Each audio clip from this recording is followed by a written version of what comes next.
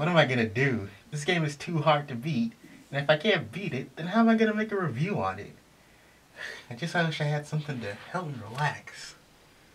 Wait a minute. What's that over there?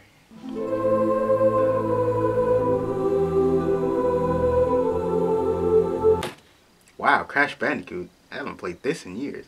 Maybe this is a game that I need to calm my nerves, especially playing that ridiculously hard Alien Isolation game. A nice game that's nice, not too hard, and not too difficult in any way, shape, form, or fashion. Perfect.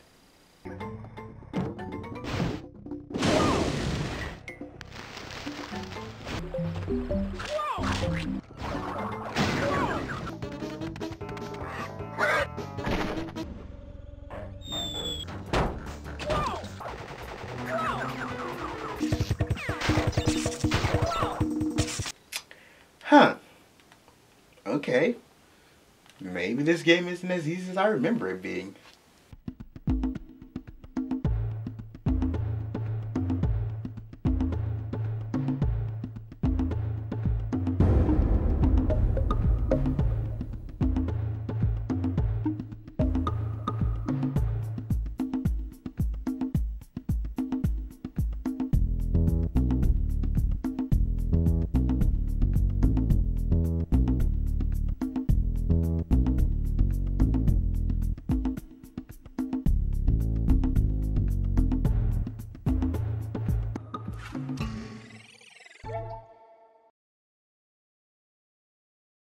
Hello everyone, and welcome back to Did You Know Doji. And today we're going to be talking about a very special game which I consider to be a classic. None other than the original Crash Bandicoot.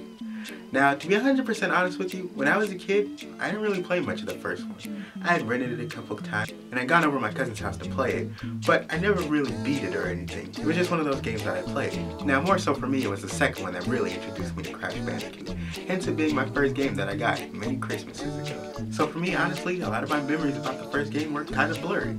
So this is kind of like my first real run through of the game. And going back and playing it, let's just say I was a little bit surprised. But hey, why don't we get to the review so I can talk about that more. Around 1995, the original Sony PlayStation was created and brought excitement to the gaming world. Exactly 1 year later, the console wanted to develop their own mascot the same way Nintendo did with Mario and Sonic, and apparently they decided to go along the route of Sega by using an obscure animal as their mascot. That animal was a Bandicoot. Is that even a real... Oh yeah, I guess it is. However, the Bandicoot that we're talking about is none other than Crash Bandicoot, who would go on to be the main mascot for the PlayStation overall.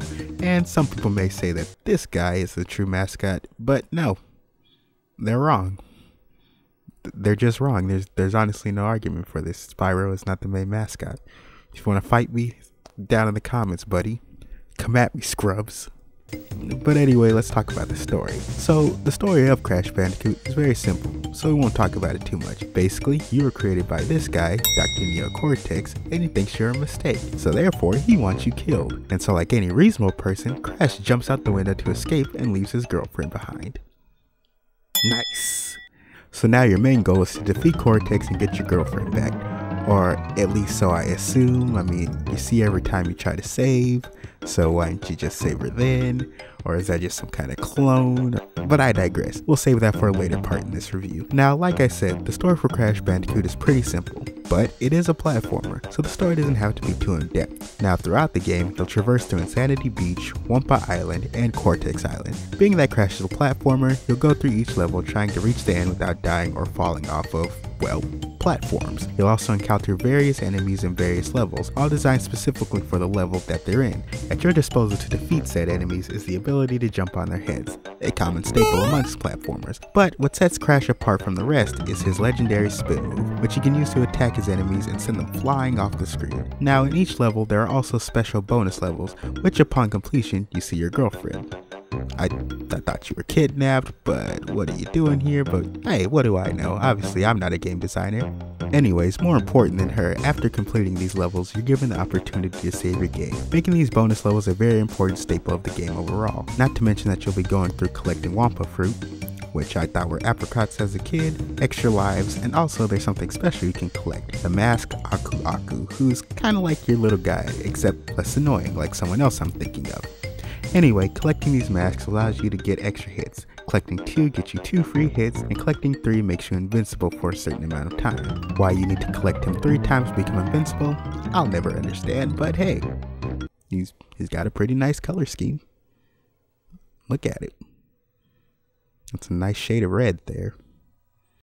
Anyway, let's move on. Now, Crash Bandicoot's levels have some very interesting designs. Some aspects take from side-scrollers simply by the way it looks, and going across the stage in a, well, side-scroller aspect. Now, what makes Crash a little different is the fact that in some levels, it takes the side-scroller aspect and flips it into a 3D perspective, which is interesting for a platformer simply because of the fact of, well, look at it. It's 3D. I mean, it's not 3D like that Spy Kids movie, but I mean, it's still 3D. However, it's not simply the fact that it's a side-scroller that makes this game level so interesting, rather the more in-tune designs of levels, often using themes of jungles and towers and various other themes. It makes Crash feel very, well, cool. Now also along your path, you'll encounter various bosses, each with interesting personalities, from Ripper-Roo to Koala Kong. Honestly, I think these characters are very interesting, and also much like you being failed experiments with Dr. Cortex. I think they should be helping you, but they're helping Cortex for some reason. I mean, I don't get it, but whatever. Now with my interest in these bosses also comes my complaints. There's this thing that I feel the boss battles fail to have.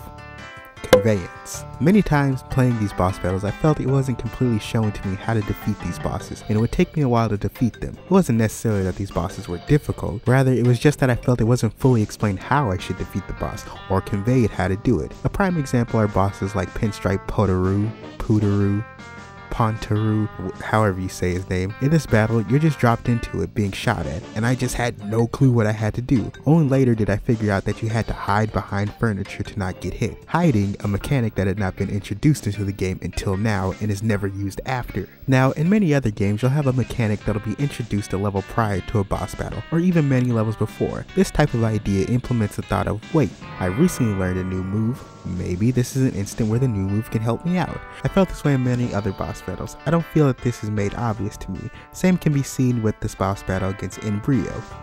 What the heck is this? What's going on? I honestly had no clue what to do at first, and because of that I died over and over again.